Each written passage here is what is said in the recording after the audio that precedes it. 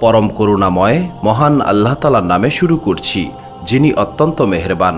প্রিয় দর্শক, বড় পীর আব্দুল কাদের জিলানী রহমতুল্লাহ আলাইহের একটি ঘটনা রয়েছে, যেটি ইমাম ইবনে দিনী তার আল তাবাসাল ওয়া আসিলা নামক গ্রন্থে উল্লেখ করেছেন।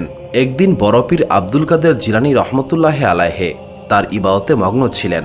তখন একটি নুরানি আলো তার সামনে এসে পড়ল এবং সেই আলো থেকে গায়েবী আওয়াজ ভেসে আসতে লাগলো, হে আব্দুল কাদের, আমি তোমার রব। যে জিনিস অন্যের জন্য হারাম, আমি তা আজ তোমার জন্য হালাল করে দিলাম। এই কথা শুনে বড় পীর আব্দুল কাদের জিলানী রহমতুল্লাহ আলাইহে জিজ্ঞাসা করলেন, আপনি কি আমার সেই আল্লাহ তাআলা যাকে ছাড়া অন্য কেউ ইবাদতের যোগ্য না? তখন অপর পাশ থেকে কোনো জবাব আসলো না। তখন বড় পীর আব্দুল কাদের জিলানী রহমতুল্লাহ আলাইহে বললেন, দূর হয়ে যাও মহান আল্লাহ তাআলার দুশমন। তখন সঙ্গে সঙ্গেই সমস্ত আলো চলে গেল এবং আবারও গায়েবী আওয়াজ ভেসে আসতে লাগলো, হে আব্দুল কাদের, তুমি তোমার ইলম এবং ইমানের জন্য বেঁচে গেলে, নয়তো আমি এইভাবে অনেক ইবাদতকারীকে পথভ্রষ্ট করেছি।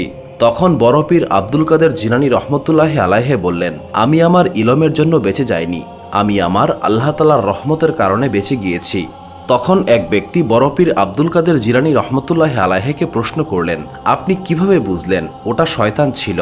তখন বড় পীর আব্দুল কাদের জিলানী রহমতুল্লাহ আলাইহে বললেন, যখন সে আমাকে বলল, আমি তোমার রব, যে জিনিস অন্যের জন্য হারাম আমি তা তোমার জন্য হালাল করে দিলাম, আমি তখনই বুঝতে পারলাম এটা শয়তানের ধোঁকা।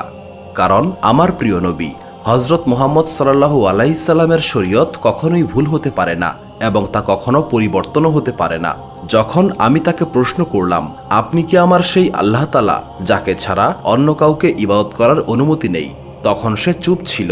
তখনই আমি বিশ্বাস করলাম এটা শয়তান। কারণ সে নিজেকে আল্লাহ বলে দাবি করলেও সে এটা কখনো দাবি করতে পারবে না সেই একমাত্র আল্লাহ যাকে ছাড়া অন্য কেউ ইবাদতের যোগ্য না।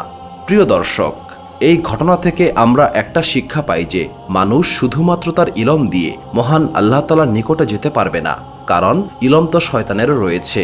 মানুষ শুধুমাত্র তাকওয়া এবং শক্তিশালী ইমানের মাধ্যমেই মহান আল্লাহ তাআলার নিকটে পৌঁছাতে পারবে।